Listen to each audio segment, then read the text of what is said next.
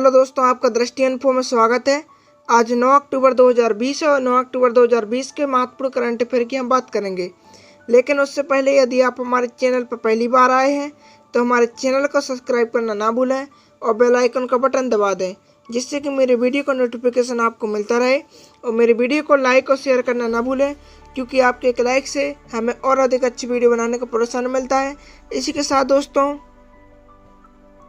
Google पर दृष्टि info नाम से हमारी साइट है, जिस पर हम करंट अफेयर का डिस्कशन डालते हैं, जिसे आप पढ़ना ना भूलें। और साथ ही साथ इंस्टाग्राम पर हमारा दृष्टि इन्फो नाम से अकाउंट है, जिस पर हम करंट अफेयर के कुछ वाले क्वेश्चन डालते हैं, जिसे आप अटेम्प्ट करना ना भूलें। इसी के साथ दोस्तों, हम आज के क्वेश्चन की बात करते हैं। आज का हमारा पहला क्वेश्चन दोस्तों, हाल ही में भारतीय वायुसेना दिवस कब मनाया गया है? इसका सही आंसर दोस्तों 8 अक्टूबर। हर साल 8 अक्टूबर को भारतीय वायुसेना दिवस मनाया जाता है। दोस्तों, हम आपको बता दें, हमने भारतीय वायुसेना से संबंधित एक वीडियो कल ही अपलोड किया है, जिसे आप देख सकते हो, जिसकी लिंक मैंने आज के वीडियो में दे दी है। अब ये क्या है तो इसके बारे में जान लेते हैं। वायुसेना के सैनिकों को सम्मान देने के लिए प्रतिवर्ष 8 अक्टूबर को इंडियन एयरफोर्स डे मनाया जाता है। 8 अक्टूबर 1932 को एयरफोर्स की स्थापना की गई थी। स्वतंत्रता से पहले वायुसेना का नाम रॉयल इंडियन एयरफोर्स RIAF था। आज़ादी के बाद इसमें से रॉयल शब्द को हटाकर इसका नाम इंडियन एयरफोर्स कर दिया गया। अब हम दोस्तों नेक्स्ट क्वेश्चन की ओर बढ़ते हैं। हमारा नेक्स्ट क्वेश्चन है दोस्तों, हाल ही में किस क्षेत्र का नोबेल पुरस्कार लुईस ग्लुक को देने की घोषणा की गई है? इसका सही आंसर दोस्तों साहित्य के क्षेत्र का नोबेल पुरस्कार लुईस ग्लुक को देने की घोषणा की गई है। तो चलिए दोस्तों, हम लुईस ग्लुक को देख लेते हैं। यह है दोस्तों लुईस ग्लुक, जिन्हें साहित्य का नोबेल पुरस्कार देने की घोषणा की गई है। साल 2020 का साहित्य नोबेल पुरस्कार अमेरिकी कवि लुईस ग्लुक को उनकी बेमिसाल काव्य आवाज के लिए दिया गया है, जो कि खूबसूरती के साथ व्यक्तिगत अस्तित्व को सार्वभौमिक बनाती है। साहित्य का नोबेल पुरस्कार स्वीडिश अकेडमी स्टॉकहोम स्वीडन द्वारा प्रदान किया जाता है। इसी के साथ दोस्तों, हम नेक्स्ट क्वेश्चन की ओर बढ़ते हैं। हमारे नेक्स्ट क्वेश्चन है दोस्तों, हाल ही में किस क्षेत्र का नोबेल पुरस्कार रोजर पेनरोज, रिनहार्ड गेजेल और एंड्रिया गेज को देने की घोषणा की गई है? इसका सही आंसर है दोस्तों भौतिकी के क्षेत्र का नोबेल पुरस्कार रोजर पेनरोज, रिनहार्ड गेजेल और एंड्रिया गेज को देने की घोषणा की गई है। ये दोस्तों रोजर पेनरोज, रिनहार्ड गेजेल और एंड्रिया गेज को देख लेते हैं। ये है दोस्तों रोजर पेनरोज, रिनहार्ड गेजेल और एंड्रिया रोज है। वर्ष 2020 के फिजिक्स नोबेल पुरस्कार को 2 भागों में विभाजित किया गया है। इसमें से आधा पुरस्कार रोजर पेनरोज को ब्लैक होल की उत्पत्ति, सापेक्षता के सामान्य सिद्धांत का एक मजबूत पूर्वानुमान खोज के लिए दिया गया है, जबकि दूसरा आधा भाग हमारी गैलेक्सी के केंद्र में सुपरमैसिव कॉम्पैक्ट ऑब्जेक्ट की खोज के लिए रेनहार्ड गेजेल और एंड्रिया गेज को संयुक्त रूप से दिया गया है। इसी के साथ दोस्तों, हम नेक्स्ट क्वेश्चन की ओर बढ़ते हैं। हमारा नेक्स्ट क्वेश्चन है दोस्तों, हाल ही में किसने इंडियन बैंक के बिजनेस मेंटरिंग प्रोग्राम MSME प्रेरणा को लॉन्च किया है? इसका सही आंसर है दोस्तों हमारी वित्त मंत्री निर्मला सीतारमण। वित्त मंत्री निर्मला सीतारमण ने इंडियन बैंक के बिजनेस मेंटरिंग प्रोग्राम MSME प्रेरणा को लॉन्च किया है। यह है दोस्तों वित्त मंत्री निर्मला सीतारमण। वित्त मंत्री निर्मला सीतारमण ने इंडियन बैंक द्वारा MSME के लिए एक ऑनलाइन व्यापार मेंटरिंग प्रोग्राम MSME प्रेरणा को लॉन्च किया है। इस कार्यक्रम को स्थानीय भाषाओं में उपलब्ध कराया जाएगा, जिसका उद्देश्य कौशल विकास और क्षमता निर्माण कार्यशालाओं के माध्यम से उद्यमियों को सशक्त बनाना है। अब इस पहल के क्या बिंदु हैं, तो इस पहल के बिंदुओं को भी हम जान लेते हैं। इंडियन बैंक ने MSME प्रेरणा को लॉन्च करने की पहल की है, जो एक मेंटरिंग प्रोग्राम के जरिए उद्यमियों को सौंपेगी। यह पहल पूर्णनाथ और CEO के सहयोग से शुरू की गई है, जो ऑनलाइन वेब आधारित इंटरैक्टिव सत्र और केस स्टडी का उपयोग करके स्थानीय भाषाओं में उद्यमशीलता के विकास कार्यक्रमों को डिजाइन करती है। MSME प्रेरणा कारोबार कौशल के साथ साथ संचार और मानव संसाधन कि अंतर को सरल शब्दों में और स्थानीय वर्नाक्यूलर में इनपुट प्रदान करके कम करने का काम करेगी। दोस्तों हम इंडियन बैंक के बारे में भी जान लेते हैं। ये दोस्तों हमारा इंडियन बैंक, जिसके MD and CEO Padma Chandru हैं। इंडियन बैंक की टैगलाइन क्या है? तो इंडियन बैंक की टैगलाइन को भी जान लेते हैं, योर ओन बैंक। इसी के साथ दोस्तों हम नेक्स्ट क्वेश्चन की ओर बढ़ते हैं। हमारा नेक्स्ट क्वेश्चन है दोस्तों, हाल ही में किस बैंक ने LAS ग्राहकों के लिए नया डेबिट कार्ड लॉन्च किया है? इसका सही आंसर दोस्तों ICICI बैंक ने LAS ग्राहकों के लिए नया डेबिट कार्ड लॉन्च किया है। अब ये क्या है दोस्तों, तो इसके बारे में जान लेते हैं। ICICI बैंक ने लोन अगेंस्ट सिक्योरिटीज का लाभ उठाने के लिए ग्राहकों के लिए एक डेबिट कार्ड सुविधा की शुरुआत की है। ये डेबिट कार्ड वीजा प्लेटफॉर्म पर उपलब्ध होगा। इस लॉन्च के साथ ICICI बैंक इस तरह की सुविधा शुरू करने वाला भारत का पहला बैंक बन गया है। LAS डेबिट का उपयोग देश की सभी मर्चेंट मशीनों पर ग्राहकों द्वारा मंजूर की गई अपनी LAS राशि का इस्तेमाल ई-कॉमर्स पोर्टल्स पर भुगतान जैसे सहज POS और ऑनलाइन लेन देन करने के लिए किया जा सकेगा। अब इस डेबिट कार्ड के क्या लाभ होंगे, तो इन लाभों के बारे में भी जान लेते हैं। लेन देन की लिमिट, कार्य की अधिकतम दैनिक लेन देन सीमा POS और ऑनलाइन लेन देन के लिए 3 लाख होगी। डिजिटल कार्ड, बैंक ग्राहकों के लिए एक डिजिटल कार्ड देगा जो एक व्यावसायिक दिन के भीतर iMobile ऐप पर उपलब्ध कराया जा सकेगा। ऑटोमेटिक नवीनीकरण, LAS खाते के नवीनीकरण पर कार्ड स्वतः नवीनीकृत हो जाएगा। अब ये ICICI बैंक ने किया है, तो ICICI बैंक के बारे में जान लेते हैं। ICICI बैंक का मुख्यालय मुंबई में है और इसके MD and CEO Sandeep Bakhshi हैं। और ICICI बैंक की टैगलाइन, हम है ना ख्याल आपका। इसी के साथ दोस्तों हम नेक्स्ट क्वेश्चन की ओर बढ़ते हैं। हमारा नेक्स्ट क्वेश्चन दोस्तों, हाल ही में किस बैंक ने को ब्रांडेड फॉरेक्स कार्ड लॉन्च करने के लिए विस्तारा के साथ साझेदारी की है? इसका सही आंसर दोस्तों एक्सिस बैंक। एक्सिस बैंक ने को ब्रांडेड फॉरेक्स कार्ड लॉन्च करने के लिए विस्तारा के साथ साझेदारी की है। अब ये क्या है, तो इसके बारे में जान लेते हैं। एक्सिस बैंक ने भारत की पूर्ण कैरियर सर्विस कंपनी विस्तारा के साथ मिलकर अंतर्राष्ट्रीय यात्रियों की जरूरतों को पूरा करने के लिए एक को ब्रांडेड विदेशी मुद्रा card axis bank club Vistara forex card launch किया है। को ब्रांडेड विदेशी मुद्रा कार्ड के लिए की गई है। यह साझेदारी किसी भी बैंक और भारतीय एयरलाइन द्वारा की गई अपनी तरह की पहली साझेदारी है। मल्टी करेंसी और फॉरेक्स कार्ड ग्राहकों को कैशलेस और परेशानी मुक्त करने से अंतर्राष्ट्रीय जगहों की यात्रा करने में सक्षम बनाएगा। इस एक कार्ड में 16 मुद्राओं तक लोड करने का विकल्प है। विनिमय दर, जिसे फिक्स्ड एक्सचेंज दर भी कहा जाता है, हर एक USD 5 खर्च करने पर कार्ड धारक 3 से भी अंक मिलेंगे।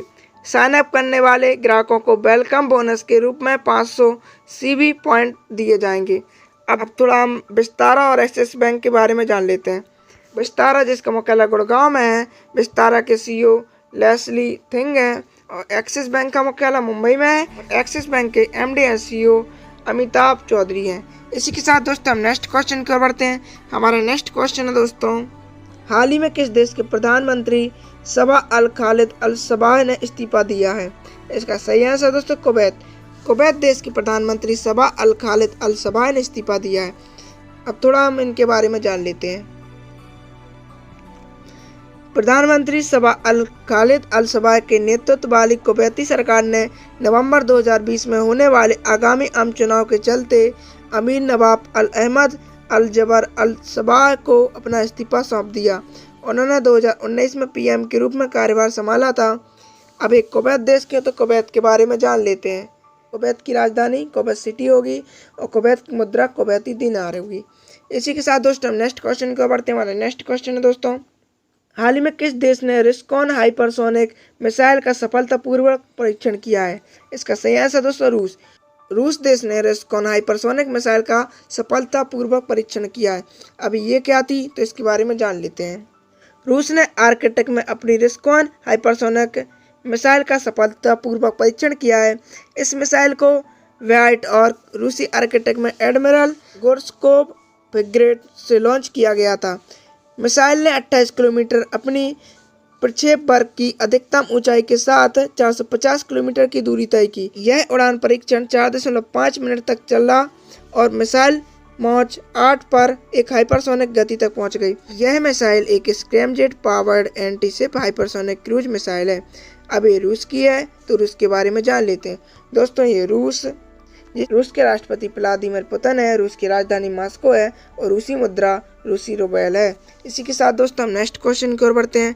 हमारा नेक्स्ट क्वेश्चन है दोस्तों, हाल ही में जे वेंकटरमू किस बैंक के नए एमडी एंड सीईओ बन गए हैं? इसका सही आंसर दोस्तों आईपीपीबी बैंक के एमडी एंड सीईओ जे वेंकटरमू बन गए हैं।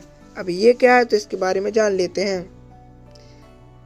आईपीपीबी बैंक का full name Indian post payment bank है।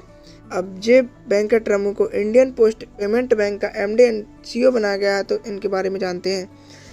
जे वेंकटरमू को इंडिया पोस्ट पेमेंट्स बैंक का नया प्रबंध निदेशक और मुख्य कार्यकारी अधिकारी नियुक्त किया है। वह सुरेश सेठी का स्थान लेंगे, जिन्होंने मार्च 2020 तक इस पद पर काम किया था। इंडिया पोस्ट पेमेंट बैंक को बैंकिंग विनियमन अधिनियम 1949 की धारा 22 के तहत भुगतान बैंकिंग कंपनी के रूप में शामिल किया गया। इंडिया पोस्ट पेमेंट बैंक जिसका मुख्यालय नई दिल्ली में है। इसी के साथ दोस्तों हम नेक्स्ट क्वेश्चन की ओर बढ़ते हैं। हमारा नेक्स्ट क्वेश्चन है दोस्तों, हाल ही में केंद्र सरकार ने किसे आरबीआई का नया डिप्टी गवर्नर नियुक्त किया है? इसका सही आंसर है दोस्तों एम राजेश्वर राव। एम राजेश्वर राव को केंद्र सरकार ने आरबीआई का नया डिप्टी गवर्नर नियुक्त किया है। अब हम इनके बारे में जान लेते हैं दोस्तों। ये है एम राजेश्वर राव।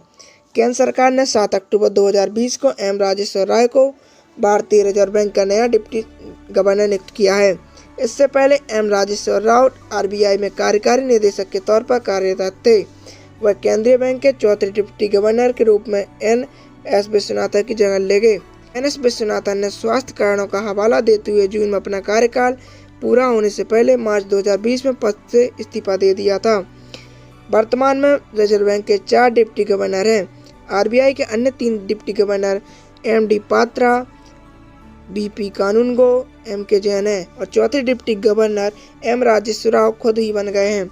अभी आरबीआई के बने हैं, तो आरबीआई के बारे में जान लेते हैं। आरबीआई के 25वें गवर्नर शक्तिकांत दास हैं। आरबीआई का मुख्यालय मुंबई में है और आरबीआई की स्थापना 1 अप्रैल 1935 को की गई थी। इसी के साथ दोस्तों हम नेक्स्ट क्वेश्चन की ओर बढ़ते हैं। हमारा नेक्स्ट क्वेश्चन है दोस्तों, हाल ही में किसने वीडियो कॉन्फ्रेंसिंग के जरिए द्वितीय कपास दिवस पर भारतीय कपास के लिए अपना पहला ब्रांड एवं लोगो लॉन्च किया है? इसका सही आंसर है दोस्तों स्मृति ईरानी। केंद्रीय कपड़ा मंत्री स्मृति ईरानी ने वीडियो कॉन्फ्रेंसिंग के जरिए द्वितीय कपास दिवस पर भारतीय कपास के लिए अपना पहला ब्रांड एवं लोगो लॉन्च किया है। अब ये क्या है, तो इसके बारे में जान लेते हैं। केंद्रीय कपड़ा मंत्री स्मृति ईरानी ने वीडियो कॉन्फ्रेंसिंग के जरिए द्वितीय कपास दिवस पर भारतीय कपास के लिए अब तक का पहला ब्रांड एवं लोगो लॉन्च किया है। अब भारत के प्रीमियम कपास को विश्व कपास व्यापार में कस्तूरी कपास के रूप में जाना जाएगा। कस्तूरी कॉटन ब्रांड सफेद चमक, मृदुलता, शुद्धता, शुभ्रता, अनूठापन कपास से जुड़े कुछ पहलू के बारे में जान लेते हैं। भारत कपास का दूसरा सबसे बड़ा उत्पादक और दुनिया में कपास का सबसे बड़ा उपभोक्ता है। भारत हर साल लगभग 6 मिलियन टन कपास का उत्पादन करता है, जो विश्व कपास का लगभग 23% है।